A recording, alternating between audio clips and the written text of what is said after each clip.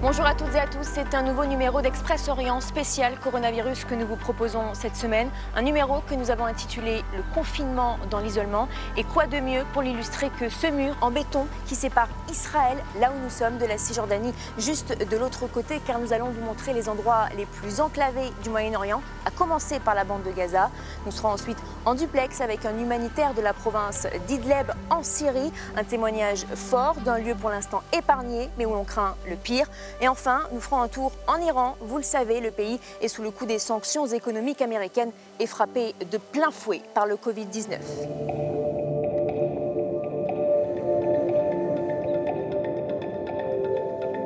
Commençons d'abord avec ce checkpoint juste derrière moi. C'est le principal point de contrôle pour se rendre à Bethléem. Comme vous le voyez, il est fermé depuis début mars, depuis les premiers cas de coronavirus côté palestinien. La ville est complètement sous cloche. Habituellement, plus de 7000 Palestiniens franchissent ces grilles tous les matins pour se rendre au travail en Israël. Alors pour continuer à avoir de l'argent, beaucoup décident de rester et de vivre éloignés de leur famille temporairement. C'est le cas notamment dans le bâtiment et dans le milieu hospitalier.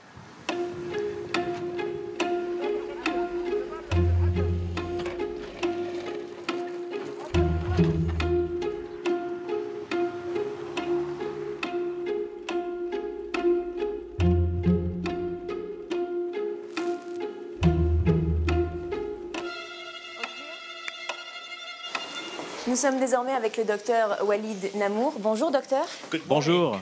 Vous êtes le directeur de l'établissement, vous êtes aussi le secrétaire du réseau des hôpitaux de Jérusalem-Est. Alors expliquez-nous un petit peu la situation pour les médecins palestiniens qui restent ici, de ce côté du mur. Ici, à l'hôpital Augusta Victoria, nous avons environ 80 médecins qui viennent principalement de Cisjordanie. Ils ont tous besoin d'un permis pour venir ici. Mais pour la première fois, nous ne sommes pas inquiets par rapport au checkpoint ou au contrôle de l'armée, mais plutôt par rapport à la santé. Tous nos médecins, c'est prioritaire, ne doivent pas être porteurs du coronavirus. Est-ce que vous avez des cas de coronavirus dans vos établissements et est-ce que vous pouvez y faire face ? Fort heureusement, nous n'avons aucun cas pour l'instant. Nous travaillons en amont pour empêcher l'arrivée du coronavirus au sein de l'hôpital.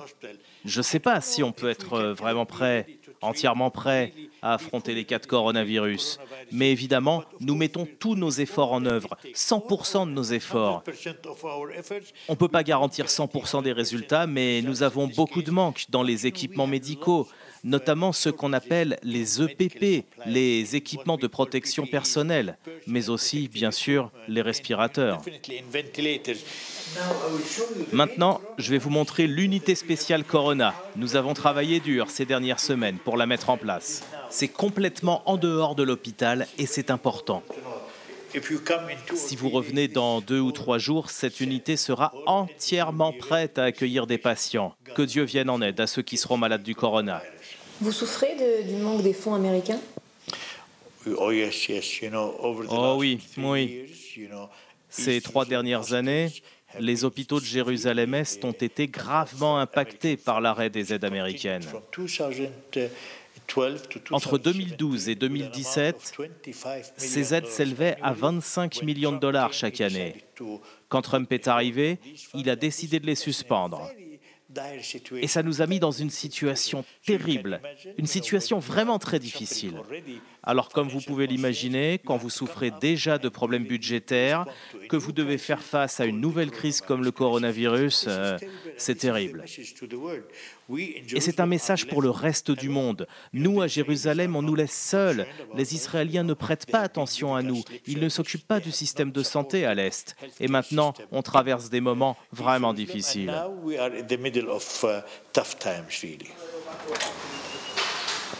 Merci beaucoup, docteur Walid Namour, d'avoir été avec nous. Merci à vous, j'espère que tout ira bien. Et s'il y a bien un autre endroit qui inquiète par manque de mesures sanitaires, eh bien c'est la bande de Gaza, plus de 2 millions d'habitants sur à peine 360 km². Écoutez ces témoignages recueillis par Sanam Chantilly. Here in Palestine, we only get electricity 8 hours a day. So we barely do anything. So we go out for walks, we visit families, around the area. We drink tea outside, we cook. But here it's really hard because jobs, money, it's really bad. So people are struggling with this whole quarantine thing.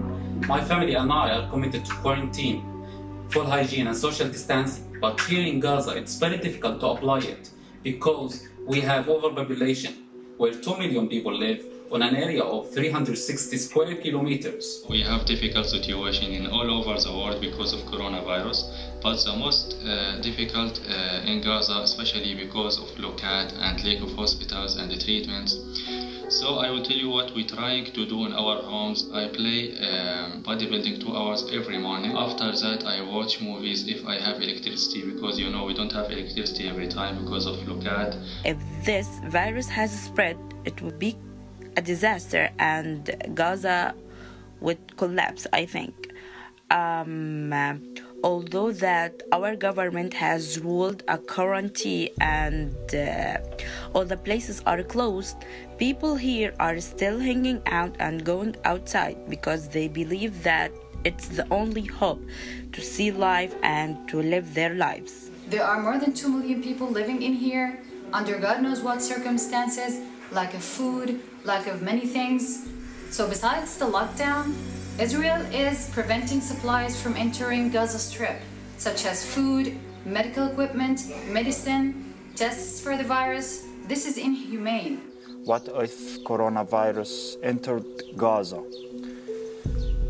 There will be a big disaster here. Many people gonna die. Gaza has been isolated for over 13 years old and the situation is very worse. We wish speed recovery for the world and we hope the humanity gonna beat this virus, COVID-19. Much love, much peace from Gaza Strip.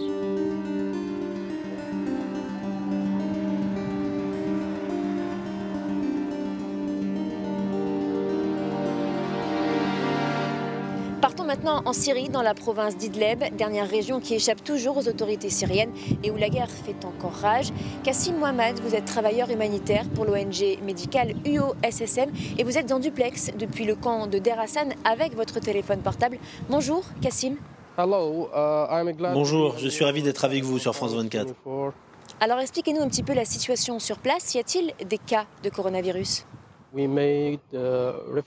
n'avons rien qui prouve que le Covid-19 est arrivé dans la région. Mais nous avons eu des doutes pour 18 personnes qui étaient suspectées d'avoir la grippe.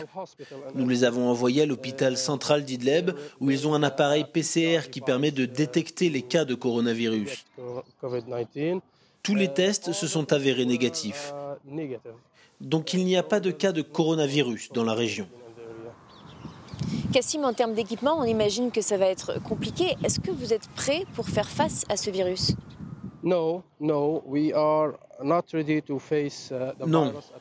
n'est pas du tout prêt à faire face au virus. En termes d'équipement, nous n'avons rien. Comme je l'ai évoqué, il n'y a qu'un seul appareil PCR pour détecter le Covid-19. Et cet appareil, il est à l'hôpital central d'Idleb. C'est à une quarantaine de kilomètres de la frontière turque où nous nous trouvons. Ça ne peut évidemment pas suffire pour les besoins de l'ensemble des habitants de la province d'Idleb. On manque aussi de matériel médical, comme des masques, des stérilisateurs ou encore des gants. Et en cas de crise sanitaire dans le camp, vers qui allez-vous vous tourner pour vous venir en aide ? Nous enjoignons l'OMS, l'Organisation mondiale de la santé, à fournir à la province d'Idleb des tests pour détecter le Covid-19. À nous fournir aussi des équipements médicaux pour empêcher l'apparition et la propagation de ce virus. Jusqu'à maintenant, la situation est sous contrôle. Mais si le Covid se met à se propager dans ces camps, je pense que ce sera une catastrophe. Les choses vont devenir complètement hors de contrôle. Merci beaucoup, Kassim, d'avoir été avec nous. Au revoir et merci. Et nous vous emmenons à présent en Iran. Après les autorités et certains pays de la région, c'est au tour d'un collectif d'artistes de réclamer la levée des sanctions économiques américaines, car elles compliqueraient la lutte contre le coronavirus. C'est un reportage de nos équipes à Téhéran. Dans le film iranien La Ville des Souris, sorti en 1985 et qui met en scène des marionnettes, la célèbre réalisatrice Marzieh Boroumand raconte l'histoire des rongeurs, attaqués par un méchant chat noir. Les Iraniens qui ont grandi avec le film voient encore aujourd'hui le chat noir comme l'ennemi. Mais alors que l'Iran affronte la crise sanitaire actuelle, la réalisatrice affirme que dans la vie réelle, les Iraniens ont un vrai ennemi en la personne de Donald Trump.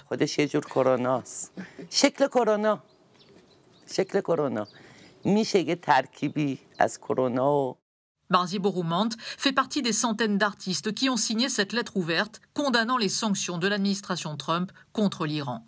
Pour la productrice iranienne, Ferseteh Taherpour, qui a rédigé cette lettre, les sanctions nuisent aux efforts de l'Iran pour contenir la progression du coronavirus. We are all facing corona, and Iran and some other countries are facing corona plus sanction. It's not fair. It's not fair at all. Dans cette pharmacie de Téhéran, le pharmacien en chef estime que les sanctions empêchent l'achat de médicaments vitaux. بدون شک اون چیزی که اتفاق میفته مردم دارن در واقع تاوان این داستان رو میدن و قشر ضعیف جامعه هستش. Ashkan Katibi est acteur et musicien. Son message d'espoir diffusé dans sa dernière vidéo musicale est devenu viral durant l'épidémie. Katibi n'a pas signé la lettre des artistes car selon lui les hommes politiques sont rarement à l'écoute. Politicians are all the same all around the world. I don't remember a good politician, man. Katibi estime qu'il a plus d'impact en donnant aux Iraniens des conseils d'hygiène dans ses chansons qu'en faisant de la politique. Son espoir est de voir cette pandémie se terminer rapidement. Ainsi s'achève cette émission. Merci à Antoine Mariotti, Mathias Somme et Stéphanie Cheval pour la réalisation. Tout de suite, d'autres informations sur France 24.